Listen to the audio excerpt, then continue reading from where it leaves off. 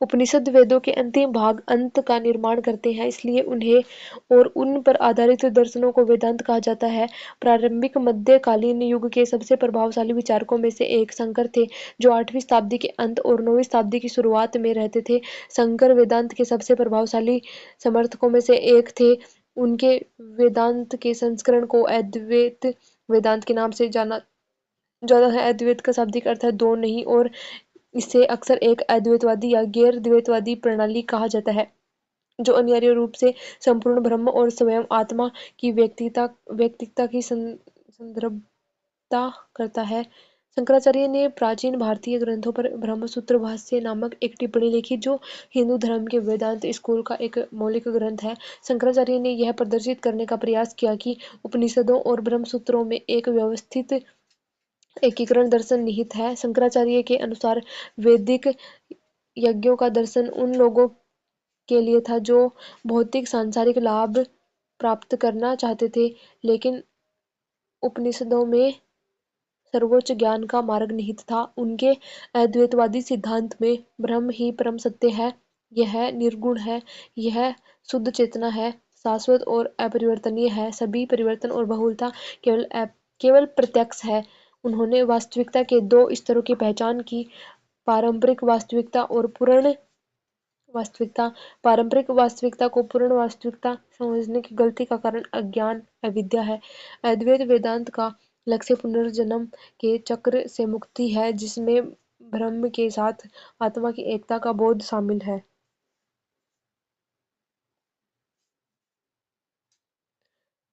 आदि शंकराचार्य कोई बड़े दार्शनिक नहीं थे, वे एक राजनीतिक ऋषि थे जो अपने समय के ऐतिहासिक संदर्भ से जुड़ते और उस पर प्रतिक्रिया देते थे। स्पष्ट कीजिए।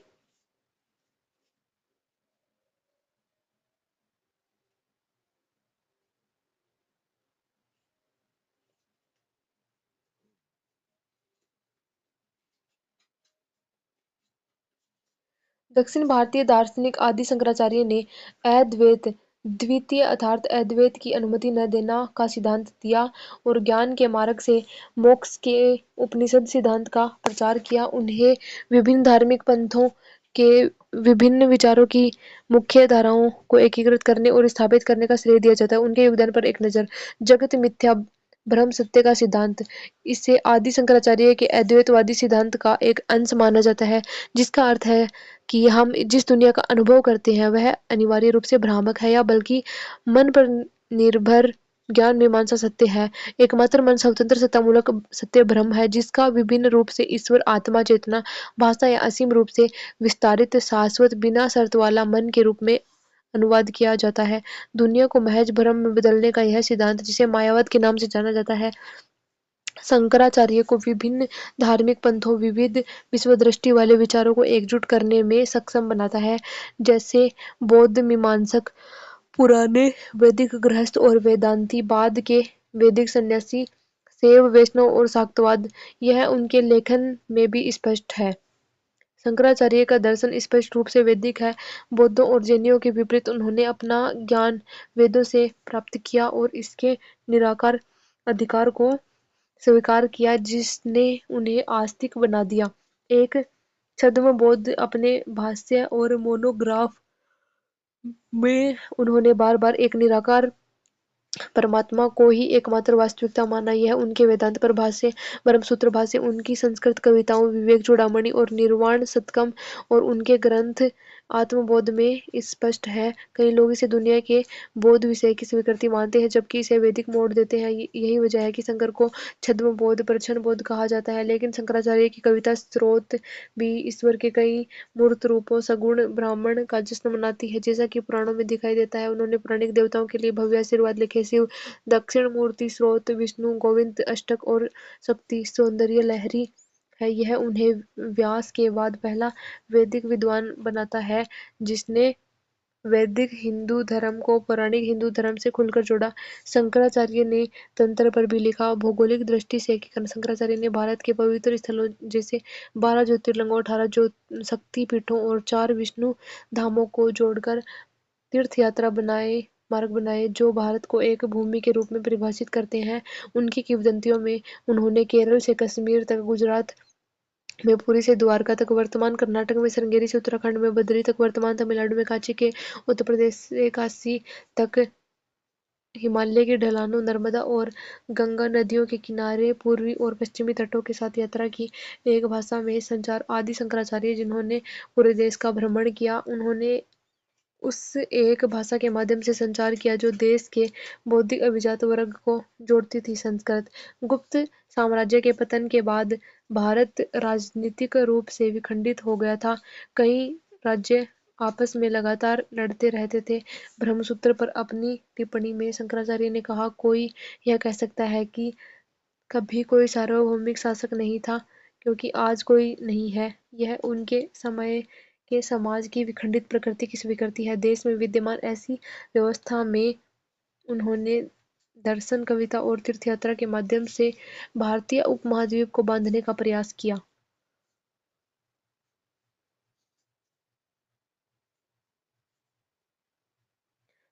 धर्म के रूप और विशेषताएं: तमिल भक्ति पंथ, भक्ति का विकास, इस्लाम और भारत में इसका आगमन, सूफीवाद।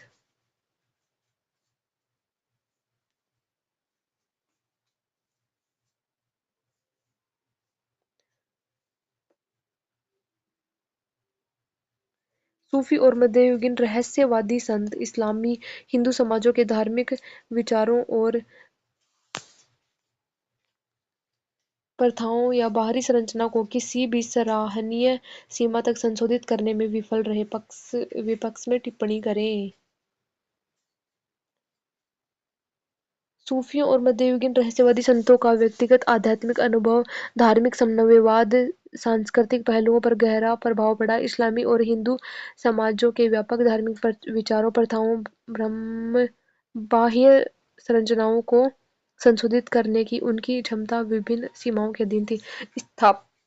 स्थापित संस्थाओं की रूढ़िवादिता। सूफी और रहस्यवादी आंदोलन प्रभावशाली होते हुए भी प्रायः अपने अपने समाजों की स्थापित धार्मिक संस्थाओं से बाहर ही रहे। धार्मिक अभिजात वर्ग और रूढ़िवादी विद्वान सूफीवाद के अधिक रहस्यवादी और गूढ़ पहलुओं को अपनाने में हिचकिचा रहे थे, जिसके कारण लोकप्रिय सूफी प्रथाओं और औपचारिक धार्मिक संरचनाओं के बीच एक दूरी पैदा हो गई। उदाहरण के लिए इस्लामी बेसे बेसरिया की अवधारणा, जैसे कादरी, कलंदर आदि, और बसरिया बसरिया संप्रदायों ने बसरिया संप्रदाय की शिक्षाओं को प्रमाणिक या अनुसरण करने योग्य नहीं माना। संस्थागत परिवर्तन का अभाव। यद्यपि सूफियों और रहस्यवादी संतों ने व्यक्तिगत परिवर्तनों को प्रेरित किया होगा, लेकिन समग्र धार्मिक और सामाजिक संरचनाओं पर उनका प्रभाव उतना व्यापक नहीं था। उन्होंने उस समय के इस्लामी और हिंदू समाजों में गहराई से अंतर्निहित प्रचलित धार्मिक संस्थाओं या पदानुक्रमिक प्रणालियों को सक्रिय रूप से चुनौती नहीं दी या उनमें कोई बदलाव नहीं किया। उदाहरण के लिए मध्यकाल में कई सांप्रदायिक प्रथाएं मौजूद थी, हालांकि उन्होंने कभी भी एक जाति शासक जाति के प्रभुत्व जैसी सुगठित सामाजिक प्रथाओं पर सीधे हमला नहीं किया। सीमित पहुंच। सूफी शिक्षाएं और प्रथाएं मुख्य रूप से शिक्षित अभिजात वर्ग और शहरी वर्गों को आकर्षित करती थी, और उनका प्रभाव अक्सर ग्रामीण या कम शिक्षित जनता तक नहीं फैलता था। अधिकांश आबादी पारंपरिक धार्मिक प्रथाओं का पालन करती रही, और सूफीवाद का प्रभाव विशिष्ट क्षेत्रों और समुदायों तक ही सीमित रहा। उदाहरण के लिए, सूफी मत के केंद्र इन शिक्षाओं के लिए काफी लोकप्रिय थे।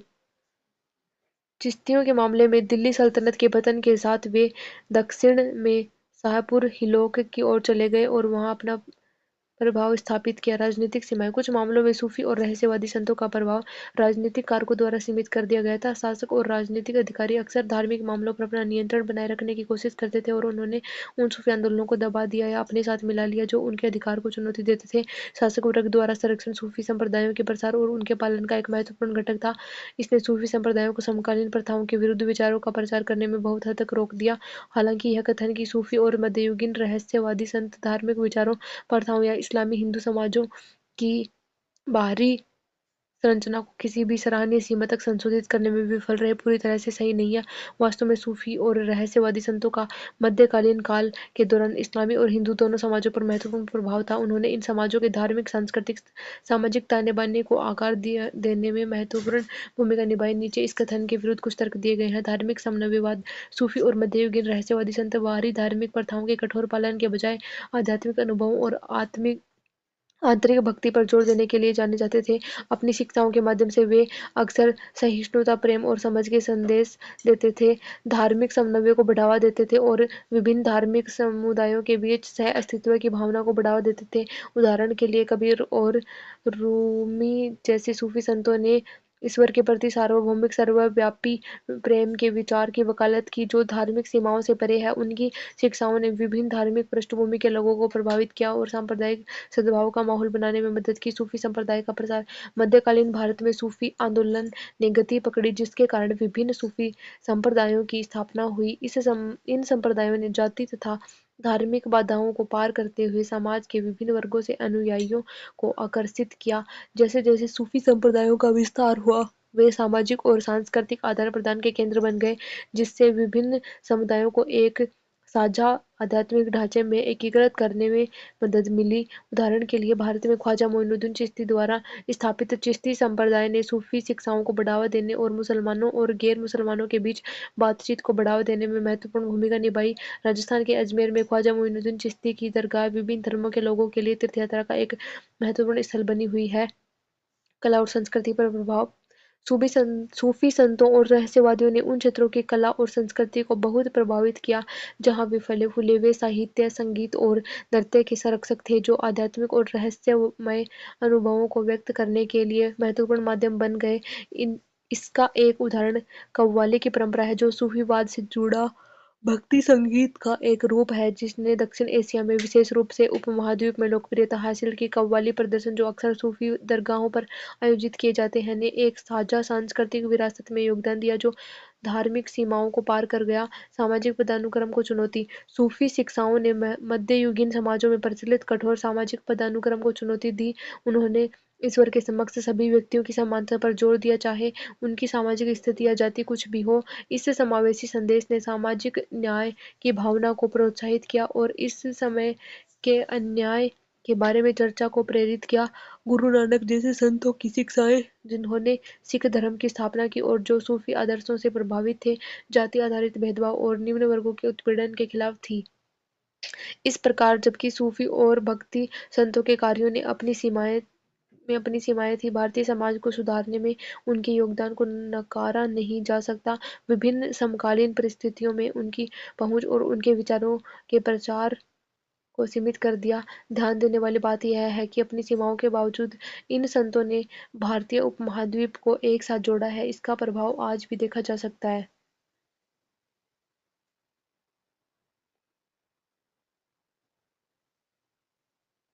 चिश्ती, सूफी और भक्ति विचारों ने समय की अनिश्चितताओं के बीच भारतीय मानस को समृद्ध किया।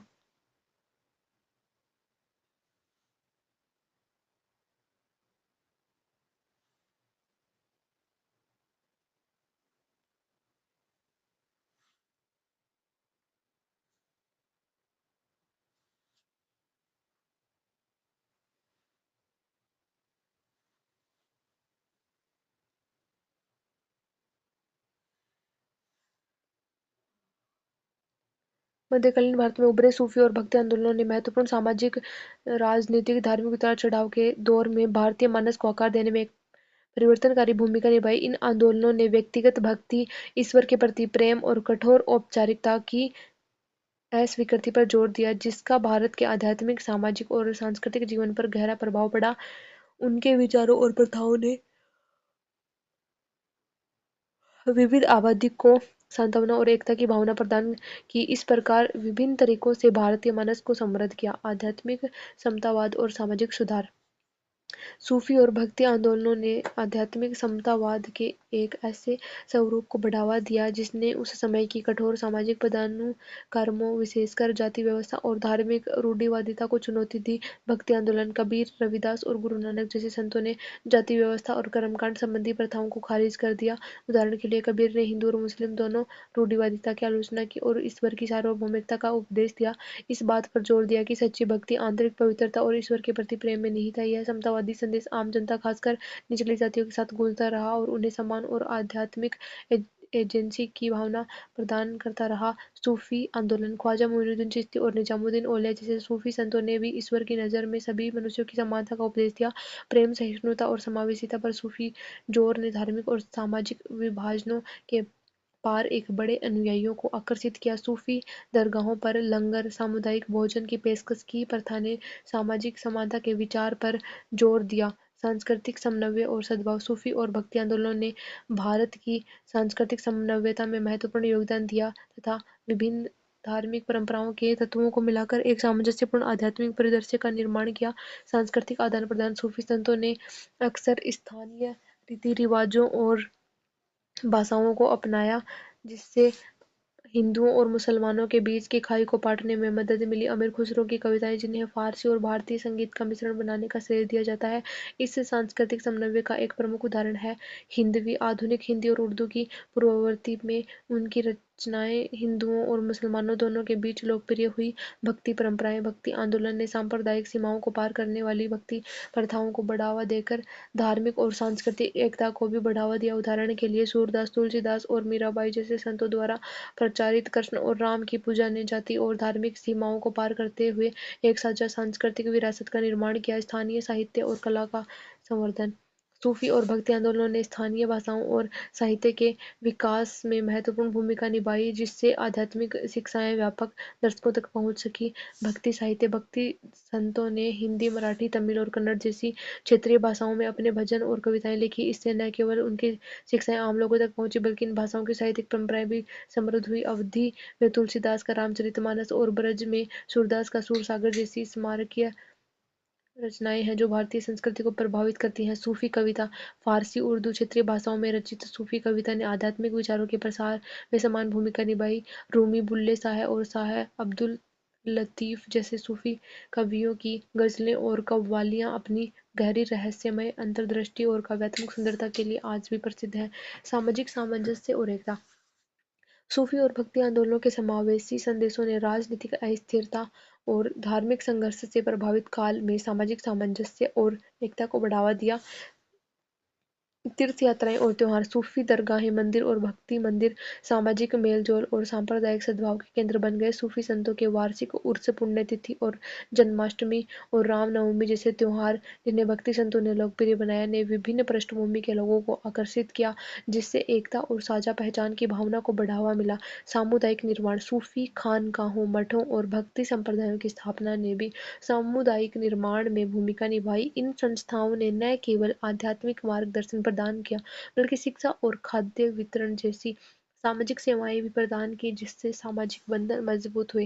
रूढ़िवादिता का प्रतिरोध दोनों आंदोलनों ने रूढ़िवादी धार्मिक प्रथाओं और पुरोहित वर्ग के अधिकार के प्रतिरोध के रूप में कार्य किया। कर्मकांड की आलोचना भक्ति संतों ने अक्सर ब्राह्मणवाद की कर्मकांडीय और हठ धर्मी प्रथाओं की आलोचना की।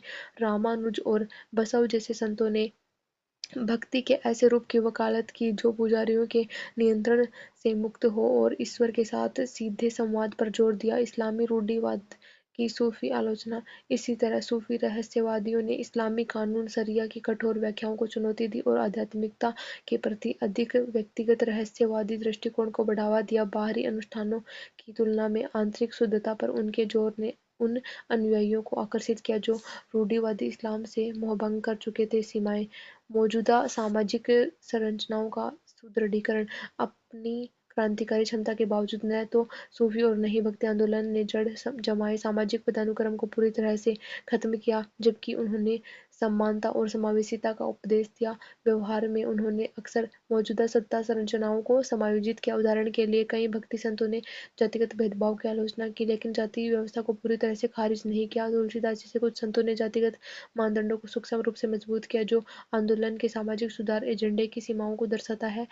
राजनीतिक संरचनाओं पर सीमित प्रभाव। सूफी और भक्ति विचारों का प्रभाव मुख्यतः आध्यात्मिक और सामाजिक क्षेत्रों तक ही सीमित था तथा राजनीतिक क्षेत्र पर इसका प्रभाव सीमित था। इन आंदोलनों ने राजनीतिक यथास्थिति को महत्वपूर्ण रूप से चुनौती नहीं दी या उनमें कोई बदलाव नहीं किया, क्योंकि उस पर पदानुक्रमिक और सत्तावादी संरचनाओं का प्रभुत्व बना रहा। इसके अलावा कुछ क्षेत्रों में शासक वर्गों के साथ सूफी आंदोलन के घनिष्ठ संबंध ने भी कभी-कभी समानता और सामाजिक न्याय के इसके संदेश को कमजोर कर दिया, क्योंकि सूफी संत अक्सर शासकों से संरक्षण मांगते थे। क्षेत्रीय और सांप्रदायिक विखंडन, जबकि इन आंदोलनों ने इनका और सद्भाव को बढ़ावा दिया। उन्होंने धार्मिक प्रथाओं को विभिन्न क्षेत्रीय और सांप्रदायिक परंपराओं में विभाजित करने में भी योगदान दिया। इससे कभी-कभी विभिन्न समूहों के बीच तनाव और प्रतिद्वंद्विता पैदा हुई, खासकर भक्ति आंदोलन के भीतर, जहां सांप्रदायिक विभाजन कभी-कभी इसके एकीकृत संदेश को दबा देते थे। रूढ़िवादी परंपराओं से प्रतिरोध, दोनों आंदोलनों को रूढ़िवादी धार्मिक प्रतिष्ठानों से काफी प्रतिरोध का सामना करना पड़ा। भक्ति आंदोलन को विशेष रूप से ब्राह्मणवादी संस्थाओं से शत्रुता का सामना करना पड़ा, जिन्होंने इसे अपने अधिकार के लिए खतरा माना। कुछ मामलों में भक्ति और सूफी संतों की कट्टरपंथी शिक्षाओं को अपना लिया या दबा दिया गया, जिससे उनकी परिवर्तनकारी क्षमता सीमित हो गई। सूफी और भक्ति आंदोलनों ने निसंदेह आध्यात्मिक समतावाद, सांस्कृतिक संश्लेषण और सामाजिक सुधार को बढ़ावा देकर भारतीय मानस को समृद्ध किया। उन्होंने उथल-पुथल के समय में सांत्वना और एकता की भावना प्रदान की, प्रेम, भक्ति और समावेशिता पर आधारित समाज की एक वैकल्पिक दृष्टि पेश की। हालांकि उनका प्रभाव समान रूप से क्रांतिकारी या परिवर्तनकारी नहीं था। आंदोलन अक्सर उन सामाजिक और राजनीतिक संरचनाओं को पूरी तरह से खत्म करने में विफल रहे, जिनकी उन्होंने आलोचना की थी, और उनके संदेश कभी-कभी मौजूदा सत्ता गतिशीलता के साथ समायोजन द्वारा कमजोर हो गए थे।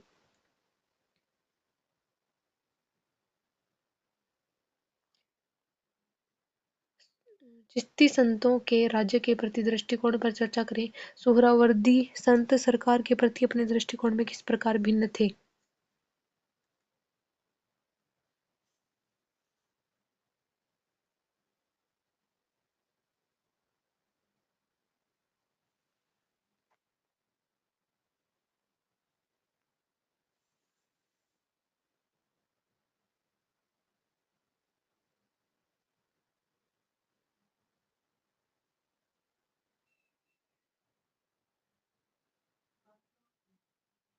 कौन है?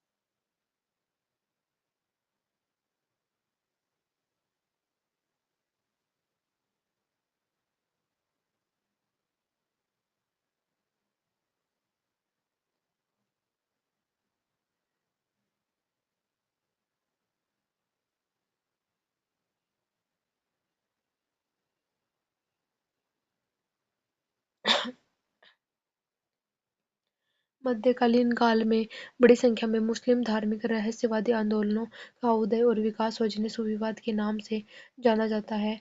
कई सिल क- सूफी कई सिलसिले या समूहों में संगठित हो गए। अबुल फजल ने सूफियों के 14 समूहों की सूची दी है जो भारत आए। हालांकि उनमें से केवल दो, चिश्ती और सोहरावर्दीय सिलसिले ही भारत की धरती पर गहरी जड़ें जमा पाए। चिश्ती सिलसिला अजमेर पर केंद्रित था और धीरे धीरे राजस्थान, पंजाब, उत्तर प्रदेश, बिहार, बंगाल, उड़ीसा, दक्कन के अन्य भागों में फैल गया। सुहरावर्दी सिलसिला सिंध, मुल्तान और पंजाब तक ही सीमित था।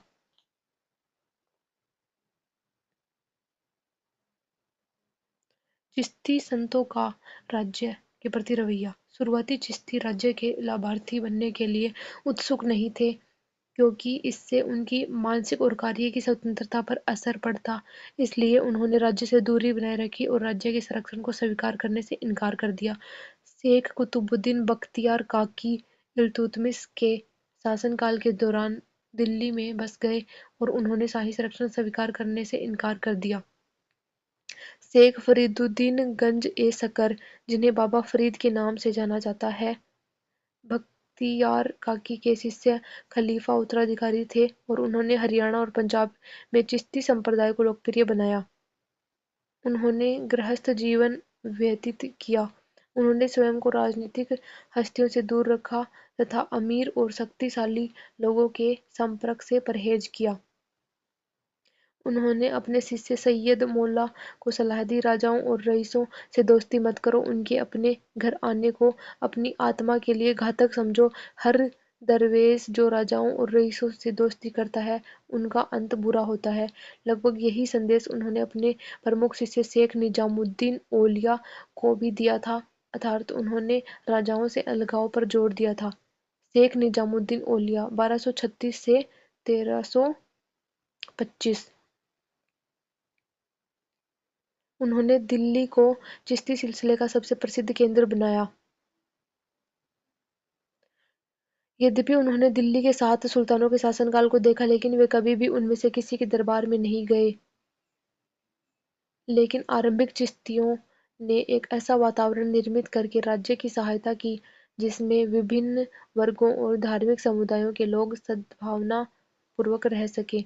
मुहम्मद तुगलक के शासनकाल के दौरान अलग-अलग सुल्तानों द्वारा अपनाई गई नीतियों या चिश्ती सूफियों द्वारा असहमति व्यक्त करने के उदाहरण मिलते हैं। बाद के चरण में दृष्टिकोण में परिवर्तन आया। सूफी चिश्ती सूफी जो गुलबर्गा बहमनी की राजधानी चले गए, न्याले के साथ घनिष्ठ संबंध और राज्य संरक्षण स्वीकार किया। बहमनी राजाओं ने इन सूफियों की राजनीतिक निष्ठा खरीद ली और उन्हें भूमि अनुदान दिया। शेख सलीम चिश्ती 1478 से 1572। उन्होंने सीकरी स्थित अपने गुफा निवास में एक साधारण गृहस्थ का जीवन व्यतीत किया। वह अकबर के आध्यात्मिक मार्गदर्शक थे। उन्होंने चिश्ती के सम्मान में अपने पहले बेटे का नाम सलीम, बाद में सम्राट जहांगीर रखा। बीजापुर साम्राज्य में शाहपुर पहाड़ी की चिश्ती परंपरा 15वीं शताब्दी के अंत से 16वीं और 17वीं शताब्दी तक, यह बाद की अधिकांश चिश्ती परंपराओं से भिन्न थी और दरबार और उलेमा से दूरी बनाए रखती थी तथा स्थानीय प्रभावों से प्रेरणा लेती थी। सुहरावर्दी संतों का सरकार के प्रति दृष्टिकोण अलग-अलग है। चिश्तियों के विपरीत सुहरावर्दी गरीबों, अत्यधिक तपस्या और आत्मपीड़ा का जीवन जीने में विश्वास नहीं करते थे। वे आरामदायक पारिवारिक जीवन जीते थे। उन्हें मुस्लिम अभिजात वर्ग से महंगे उपहार और संरक्षण स्वीकार करने में कोई हिचकिचाहट महसूस नहीं हुई। उन्होंने सत्तारूढ़ अभिजात वर्ग का तिरस्कार नहीं किया। वे सक्रिय रूप से सरकार से जुड़े और पदों का स्वीकार किया। भारत में सुहरावर्दी सिलसिले के संस्थापक शेख बहाउद्दीन जकारिया 1182 से 1262 थे। उन्होंने कुबाचा के विरुद्ध मुल्तान विजय में इल्तुतमिश का साथ दिया और दिल्ली सल्तनत से राजकीय संरक्षण प्राप्त किया।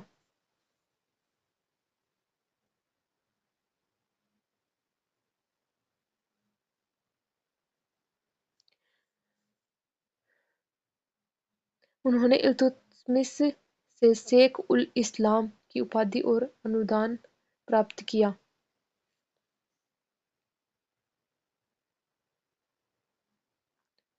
उस समय के चिश्ती संतों के विपरीत उन्होंने एक सांसारिक नीति का पालन किया और एक बड़ी संपत्ति अर्जित की तथा शासक वर्ग के साथ संबंध बनाए रखा। इसके बाद भी सुहरावर्दी संप्रदाय के संत सत्ता प्रतिष्ठान के संपर्क में रहे और राजनीतिक गतिविधियों में सक्रिय रूप से भाग लिया। शेख जलालुद्दीन तबरेज़ी दिल्ली में अपने शुरुआती प्रवास के बाद, जहां वह अपना वर्चस्व स्थापित करने में विफल रहा, वह बंगाल चला गया। वहां उसने इस्लामीकरण में अच्छी भूमिका निभाई। पंजाब, सिंध, बंगाल सुहरावर्दिया गतिविधियों के 3 प्रमुख केंद्र थे। उन्होंने हिंदुओं को मुसलमान बनाया और उन्हें शासक वर्ग से मदद मिली। शेख रुकनुद्दीन दिल्ली के सुल्तानों द्वारा उनका बहुत सम्मान किया जाता था। फिरोज शाह तुगलक के शासनकाल में सैयद जलालुद्दीन बुखारी ने इस परंपरा को पुनर्जीवित किया। वह बहुत कट्टर और शुद्धतावादी मुसलमान थे और मुस्लिम सामाजिक और धार्मिक प्रथाओं पर बढ़ते हिंदू प्रभाव पर आपत्ति जताते थे। इस आदेश के अन्य संतों जैसे कुतुब आलम और शाह आलम ने अपने समय की राजनीतिक हस्तियों पर जबरदस्त प्रभाव डाला। सुहरावर्दी सिलसिला ज्यादातर मुस्लिम समाज के उच्च तबके तक ही सीमित था। सुहरावर्दी सिलसिले के कुछ संतों ने धार्मिक और सामाजिक महत्व के कई मामलों पर कठोर और समझौताहीन रवैया अपनाया। समकालीन इतिहासकार जियाउद्दीन बर्नी ने लिखा है कि सुहरावर्दी संत सैयद नूरुद्दीन मुबारक गजनवी ने इल्तुतमिश को हिंदुओं के खिलाफ भेदभाव और उत्पीड़न की नीति अपनाने की सलाह दी थी। इस प्रकार सुहरावर्दी सिलसिले के सूफियों ने राज्य मशीनरी का अभिन्न अंग बनकर उनकी सेवा की। इसलिए अगर हम बीजापुर साम्राज्य के शुरुआती चिश्तियों और शाहपुर पहाड़ी के चिश्तियों को छोड़ दें तो सुहरावर्दी के अधिकांश अन्य सिलसिले से संबंधित सूफी, जिनमें बाद के चिश्ती भी शामिल हैं, राज्य के मामले में शामिल थे और राज्य के अनुदान स्वीकार करते थे। लेकिन आमतौर पर सूफियों ने मौजूदा राजनीतिक व्यवस्था और वर्ग संरचना पर शायद ही सवाल उठाया हो।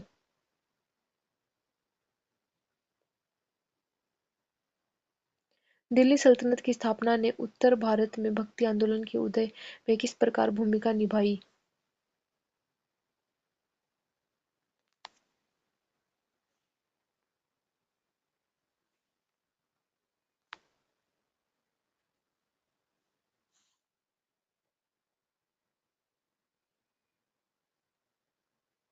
इतिहासकारों ने भक्ति आंदोलन के उदय के कई कारण बताए हैं, जैसे आर जी भंडारकर के अनुसार भक्ति आंदोलन वैष्णव परंपरा, विशेष रूप से कृष्ण भक्ति परंपरा, भागवत पुराण भक्ति परंपरा का उत्पाद था। भक्ति आंदोलन को दक्षिण भारत में अलवार और नैनार द्वारा चलाए गए शैव और वैष्णव धार्मिक आंदोलन का विस्तार भी माना जाता है। भक्ति आंदोलन को सामंतवाद विरोधी भावनाओं की अभिव्यक्ति भी माना जाता है। यह प्रारंभिक मध्यकाल के दौरान सामंती दमन और उत्पीड़न के खिलाफ एक लोकप्रिय अभिव्यक्ति थी और सामंती उत्पीड़न ब्राह्मण राजपूत गठबंधन पर आधारित थे। डेविड किसले ने उत्थान को पितृसत्तात्मक समाज में असंतोष और तनाव का उत्पाद माना है और इस असंतोष ने विरोध और दिव्य साथी की खोज को जन्म दिया, जो मीराबाई, लाल देद, महादेवी अक्का के आंदोलन में दिखाई देता है। लेकिन कई इतिहासकार दिल्ली सल्तनत की स्थापना और उसके साथ इस्लाम के आगमन को भक्ति आंदोलन के उदय का मुख्य कारक मानते हैं। यूसुफ हुसैन के अनुसार प्राचीन काल से लेकर 12वीं-13वीं शताब्दी ईस्वी तक भक्ति आंदोलन एक व्यक्तिगत भावना थी और 13वीं शताब्दी ईस्वी के बाद अर्थात दिल्ली सल्तनत की स्थापना के बाद यह इस्लाम के प्रभाव में एक पंथ का सिद्धांत बन गया। आर सी जेहनर के अनुसार भक्ति आंदोलन मुख्यतः एकेश्वरवाद और समानता के इस्लामी विचार, जो मुख्यतः दिल्ली सल्तनत की स्थापना के बाद आया, से प्रेरित था। सूफी विचार ताराचंद कहते हैं कि भक्ति आंदोलन समानता, सेवा और सार्वभौमिक भाईचारे के सूफी विचारों से प्रेरित था और ये विचार मुख्य रूप से दिल्ली सल्तनत की स्थापना के बाद आए। नया आर्थिक और सामाजिक समूह मोहम्मद हबीब इरफान हबीब भक्ति आंदोलन के उदय को आर्थिक संदर्भ में देखते हैं, अर्थात सल्तनत की स्थापना और उनके परिणाम स्वरूप राजनीतिक केंद्रीकरण, व्यापार, शिल्प, सिक्कों का विकास, नए आर्थिक समूहों, कारीगरों, व्यापारियों का उदय, उनकी नई आर्थिक ताकत। ये समूह ब्राह्मणवादी जाति संरचना से अधिक संतुष्ट थे और इसलिए उन्होंने जाति नियमों को तोड़ दिया और इस आंदोलन के लिए समर्थन सामाजिक आधार बनाया, जो एकेश्वरवादी और गैर अनुरूपतावादी आंदोलन था। इस्लाम के विरुद्ध बचाव भक्ति आंदोलन दिल्ली सल्तनत की स्थापना के साथ इस्लाम के खिलाफ रक्षा की और अधिक था, क्योंकि इस्लाम एक चुनौती प्रस्तुत कर रहा था और भक्ति आंदोलन इस चुनौती का जवाब था। राजपूत ब्राह्मण गठबंधन को झटका सल्तनत सल्तनत की स्थापना राजपूत ब्राह्मण गठबंधन की एक झटका थी, जो विधर्मी और गैर अनुरूपतावादी विचारों के प्रति शत्रुतापूर्ण था। इसने इस तरह के उत्थान के लिए अनुकूल परिस्थितियां पैदा की। इस प्रकार यद्यपि भक्ति आंदोलन के उदय में कई कारक एक साथ काम कर रहे थे, दिल्ली सल्तनत की स्थापना और इसके साथ ही इस्लाम की स्थापना इसके उत्थान में प्रमुख कारक थी।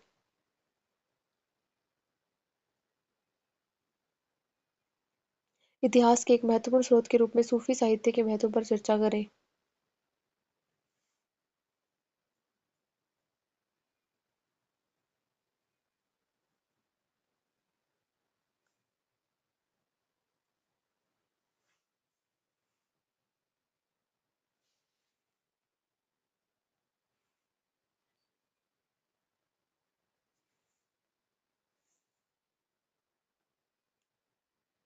सूफी साहित्य जिसमें कविता, गद्य, ऋषियों की जीवनी शामिल है, भारत की ऐतिहासिक जानकारी का एक समृद्ध और बहुआयामी स्रोत है। सूफी साहित्य भारत के इतिहास को समझने के लिए एक महत्वपूर्ण स्रोत है, जो मध्यकालीन काल से भारतीय उपमहाद्वीप के आध्यात्मिक, सामाजिक, सांस्कृतिक, राजनीतिक परिदृश्य में अंतर्दृष्टि प्रदान करता है। सूफी संतों, कवियों और विद्वानों द्वारा रचित यह कृति जानकारी का एक ताना-बाना प्रस्तुत करती है, जो इतिहासकारों को भारत के अतीत के विभिन्न पहलुओं को एक साथ जोड़ने में मदद करती है। आध्यात्मिक और धार्मिक जानकारी: सूफी साहित्य मुख्य रूप से इस्लाम के आंतरिक रहस्यमय आयाम से संबंधित है। यह सूफी प्रथाओं, विश्वासों, अनुभवों का विस्तृत विवरण प्रस्तुत करता है, जो उस काल के आध्यात्मिक जीवन को समझने के लिए महत्वपूर्ण है। उदाहरण के लिए, निजामुद्दीन औलिया के मालफूजात रिकॉर्ड किए गए प्रवचन, जैसे कि फ़ैद अल फ़ुआद, चिश्ती संप्रदाय की आध्यात्मिक प्रथाओं और मान्यताओं में गहरी अंतर्दृष्टि प्रदान करते हैं। ये ग्रंथ 13वीं और 14वीं शताब्दी के आध्यात्मिक परिदृश्य को दर्शाते हुए ईश्वरीय प्रेम, विनम्रता और मानवता की सेवा की सूफी अवधारणाओं को दर्शाते हैं। सूफी संत जीवनी या संतों की जीवनियाँ सूफी संतों के जीवन और चमत्कारों का दस्तावेजीकरण करती है तथा उनके आध्यात्मिक महत्व और उन्हें प्राप्त लोकप्रिय सम्मान के बारे में अंतर्दृष्टि प्रदान करती है।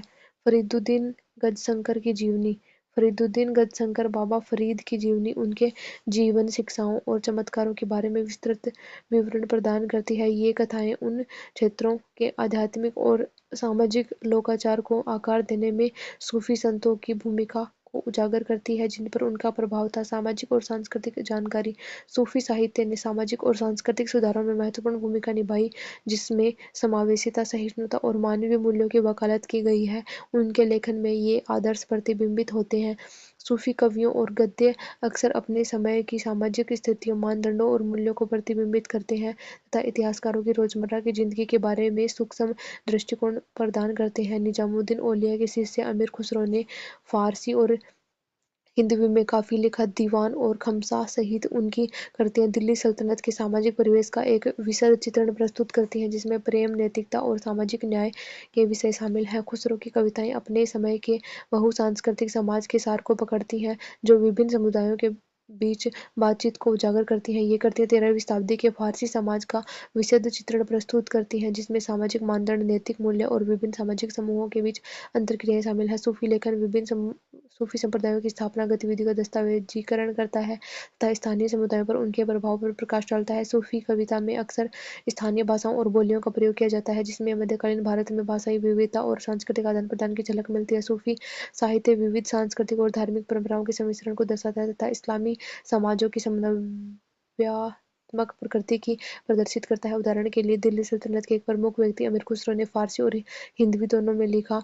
उनकी रचनाएं भारतीय उपमहाद्वीप में सांस्कृतिक संलयन को दर्शाती हैं, जो इस्लामी और हिंदू परंपराओं के बीच परस्पर क्रिया को उजागर करती है। उनकी कविता और गद्य 13वीं और 14वीं सदी के भारत के समन्वयकारी सांस्कृतिक वातावरण का दस्तावेजीकरण करते हैं, जो विभिन्न संस्कृतियों के सह-अस्तित्व और पारस्परिक प्रभाव को उजागर करते हैं।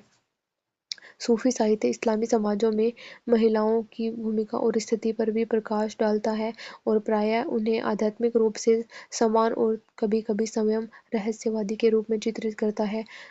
रबिया अल-अदविया सबसे प्रसिद्ध महिला सूफी संतों में से एक है, जिन्हें सूफी साहित्य में उनके गहन आध्यात्मिक और ईश्वर के प्रति समर्पण के लिए जाना जाता है। उनका जीवन, कविता महिला संतत्व की संभावना और आध्यात्मिक क्षेत्र में महिलाओं की भूमिका पर जोर देती है। सूफी संप्रदाय अक्सर सामाजिक कल्याण गतिविधियों में शामिल होते थे, जिनमें दान, शिक्षा और स्वास्थ्य सेवा शामिल थी, जिसका विवरण सूफी साहित्य में मिलता है। कई पवित्र जीवनी, जैसे कि तज़किरत अल अवलिया में पाए गए सूफी संतों की धर्मार्थ गतिविधियों का वर्णन करते हैं, जिसमें स्कूलों, अस्पतालों और धर्मशालाओं की स्थापना शामिल है। ये विवरण सूफी संस्थाओं के सामाजिक और आर्थिक योगदान के बारे में जानकारी देते हैं। धर्मार्थ गतिविधियों और आर्थिक प्रथाएं: सूफी संप्रदाय अक्सर सामाजिक कल्याण गतिविधियों में शामिल होते थे, जिनमें दान, शिक्षा और स्वास्थ्य सेवा शामिल थी, जिसका विवरण सूफी साहित्य में मिलता है। सूफी संतों की जीवनी: तज़किरत अल अवलिया जैसे सूफी संतों की जीवनी में सूफी संतों की धर्मार्थ गतिविधियों का वर्णन है, जिसमें लंगर, सामुदायिक रसोई, स्कूल और अस्पताल की स्थापना शामिल है। वे विवरण सूफी संस्थाओं के सामाजिक और आर्थिक योगदान के बारे में जानकारी देते हैं। राजनीतिक जानकारी: कई सूफी कवियों और लेखकों को शासकों और कुलीनों का संरक्षण प्राप्त था। उनके लेखन में अक्सर राजनीतिक घटनाओं और हस्तियों के संदर्भ शामिल होते हैं जो ऐतिहासिक संदर्भ प्रदान करते हैं। सैयद मुहम्मद बिन मुबारक किरमानी द्वारा सियार अल औलिया, यह पुस्तक दिल्ली सल्तनत के सूफी संतों के जीवन का दस्तावेजीकरण करती है, जिसमें सत्तारूढ़ अभिजात वर्ग के साथ उनकी बातचीत भी शामिल है। यह सूफी संतों द्वारा इस्तेमाल किए जाने वाले राजनीतिक प्रभाव और राज्य की जनता के बीच मध्यस्थता में उनकी भूमिका पर प्रकाश डालती है। सूफी साहित्य में कभी-कभी ऐतिहासिक आख्यान भी शामिल होते हैं जो महत्वपूर्ण घटनाओं और विकासों का दस्तावेजीकरण करते हैं। चिश्ती इतिहास: चिश्ती संतों की जीवनी जैसे कि जमाली खंबोह द्वारा लिखित सियार अल अरीफीन दिल्ली सल्तनत के राजनीतिक परिदृश्य का ऐतिहासिक विवरण प्रदान करती है। ये ग्रंथ सूफी संतों के जीवन और शासकों के साथ उनके संबंधों का वर्णन करते हैं जो उस समय के सामाजिक राजनीतिक माहौल पर एक परिप्रेक्ष्य प्रदान करते हैं। कला और वास्तुकला: सूफी साहित्य ने संगीत, नृत्य और वास्तुकला सहित कला के विभिन्न रूपों को प्रभावित किया जो उस काल के सौंदर्य और सांस्कृतिक मूल्यों को दर्शाता है। सूफी कविता के विषय और सौंदर्य शास्त्र ने फारसी लघु चित्रकला और मुगल कला को प्रेरित किया, जिसमें अक्सर प्रसिद्ध सूफी कार्यों के दृश्य दर्शाए जाते थे। सूफी संप्रदायों द्वारा वास्तुशिल्पीय संरक्षण के कारण विशिष्ट सूफी दरगाहों और परिसरों का निर्माण भी हुआ, जैसे कि दिल्ली में निजामुद्दीन औलिया का मकबरा।